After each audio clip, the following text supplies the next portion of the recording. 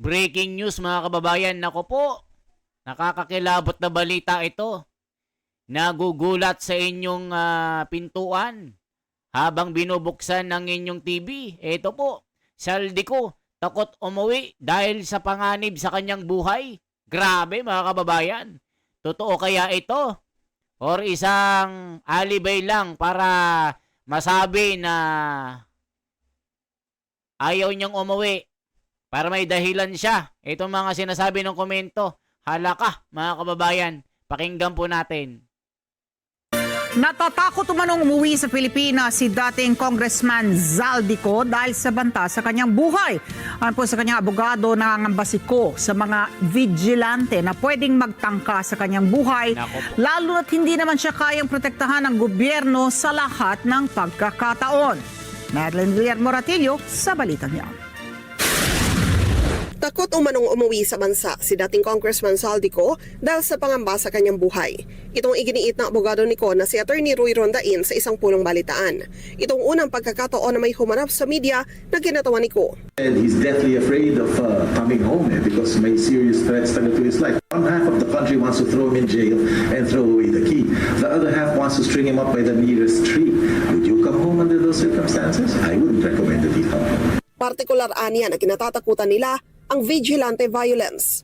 Hindi naman anya sa lahat ng pagkakataon ay kaya siyang protektahan ng gobyerno. Personally, I'm deathly afraid of vigilante violence. Someone who thinks that he's the moral guardian of the Filipino people will just take a paltik and shoot him. He has a general fear of being shot, whether by a vigilante or by a political enemy. Ba't siya natatakot umuwi kung wala naman siyang, kung confident siya mga kababayan ha, na hindi siya guilty? Bakit takot siya mga kababayan? So, Zaldico takot umuwi dahil sa banta sa kanyang buhay. Hala ka. Grabe ito. Matindi ang kanyang alibay mga kababayan. Sabi ni Rondain, hindi niya alam kung nasaan si Ko. Nagkakausap niya sila sa telepono pero hindi na niya inaalam kung nasaan nito. I don't know. Last I heard, he was in Boston for his medicals. Noong Setyembre, una nang kinumpirma ng Kamara na nagpunta sa Estados Unidos si Ko for medical treatment. Kinumpirma naman ng abogado ni Ko na hindi na sila magsusumite ng counter affidavit sa Office of the Ombudsman. We're verifying Zeus whether or not meron ng whether or not meron ng kaso sa ombudsman. Kasi wala nga kaming nare-receive. Sabi ni Deputy Clavano, meron daw refusal to receive. Paano naman magre-refuse yung taong wala dito, no? But assuming na meron ng kaso under the ombudsman's rules of procedure, meron si representative ko a right to access to all the evidence submitted will be considered by the ombudsman. So we're verifying that. We will likely ask for copies of all the evidence submitted to the ombudsman.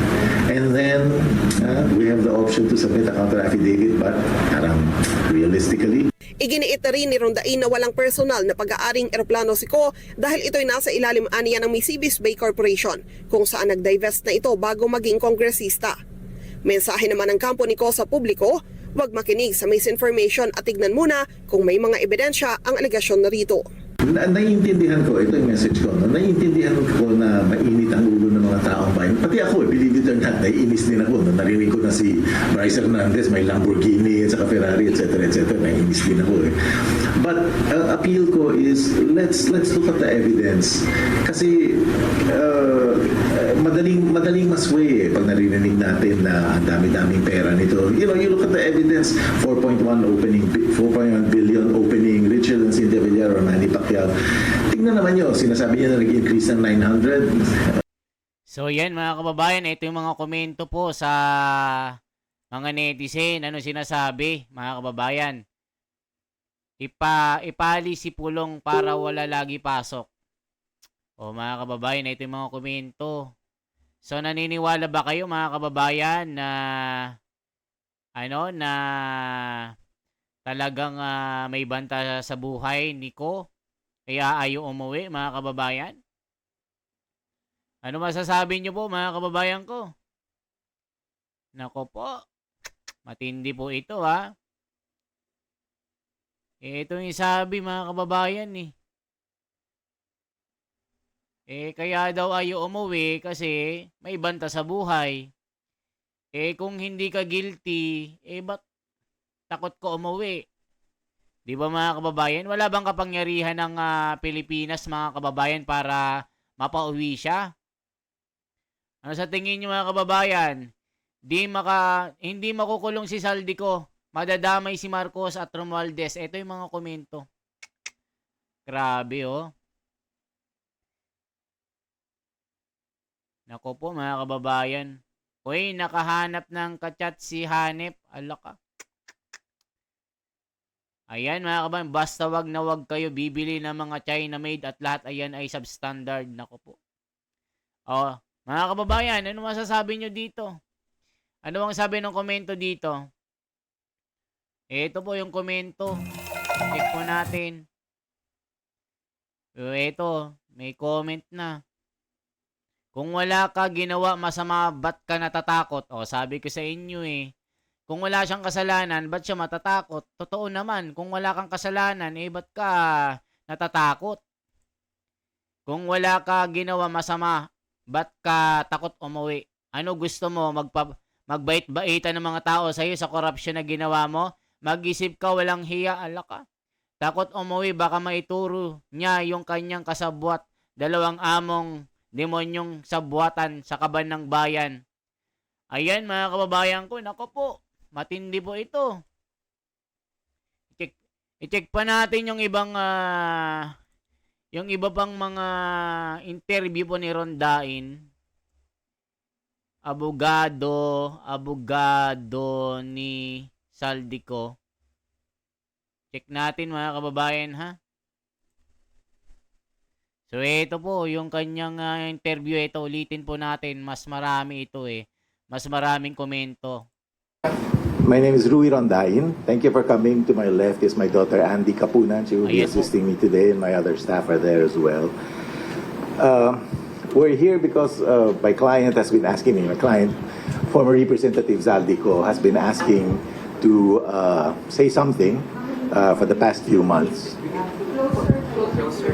Stand. Mga nangangawit si attorney. Ito.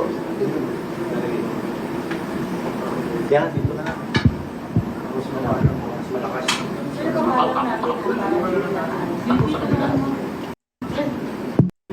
Now, my client, Representative Zaldico, has been asking me to say something in view of the numerous allegations that have been hurled against him over the last few months.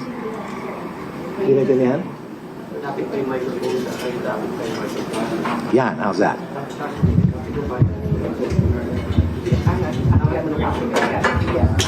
How's this? Okay. Again, my client, Representative Zaldico, has been asking me for the last few months to say something in reaction to the various accusations made against him. No? Now, those of you who have met me in the past know that I do not litigate my cases in the media. I litigate only in courts of law where only admissible evidence matters. But I've been monitoring the news, and the narrative has become so skewed, has become so twisted, no, because of the misinformation, deliberate or not, spread by interested persons in these cases. And against my better judgment, maybe I figured it's time to say something. Now, Representative Go would have wanted to be here himself so he can answer your questions. Unfortunately, there are credible and serious threats to his life na he's really afraid to come out at this time. Now, hopefully I can answer some of your questions. I don't have a prepared statement.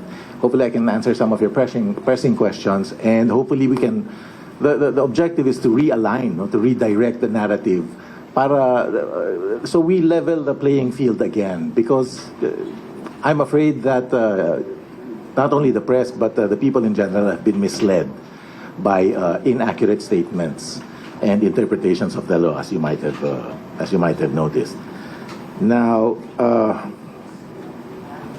let me jump the gun, because I know someone will ask this inevitably. I do not know where he is. I do not know where he is because I never asked him where he is. it's not relevant for his defense. And I never asked because I don't want to have to lie to any of you when you ask me that question as to where he is. I never asked. So, let's go. Yes? I know you, Camille.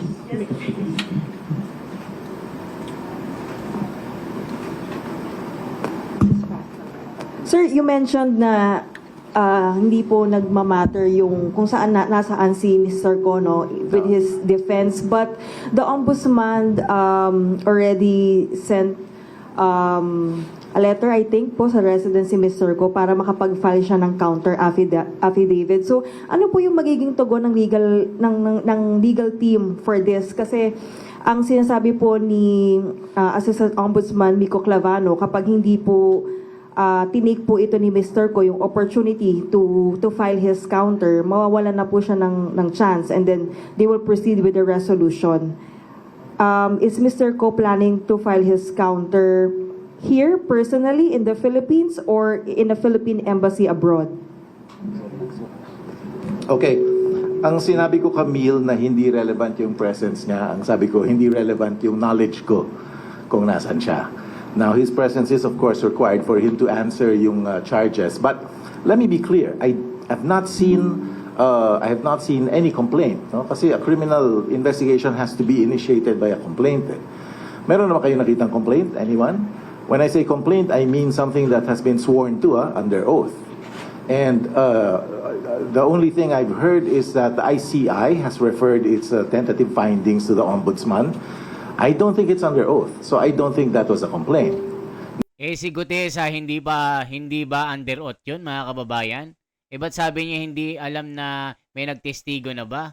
Si Gutesa nag-under oath yun, pero nagigisa ngayon na sinasabi nila peke yung sworn statement niya sa abogado na pineke yung pirma.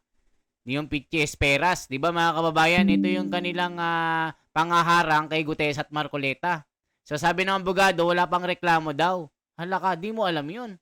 Now, under the Ombudsman's own rules, if there is an unsworn to complaint that's not verified, the Ombudsman is required to ask the witnesses to swear to it, to swear to supporting affidavits, and also the complainant, whom is also unidentified as of now, to submit a sworn affidavit. So, I don't know what he's supposed to answer. But that said, ang observation ko is that the Ombudsman Boying Remulla, has already said that he intends to file these cases by November 25. Now, assuming Mr. Ko is served today, that doesn't give them a lot of time for him to answer, for the Ombudsman to review and to write a resolution. So yan mga kababayan, mag-comment po kayo, mag-like at mag-share. Salamat po once again kasi The Wonders Philippines. Salamat.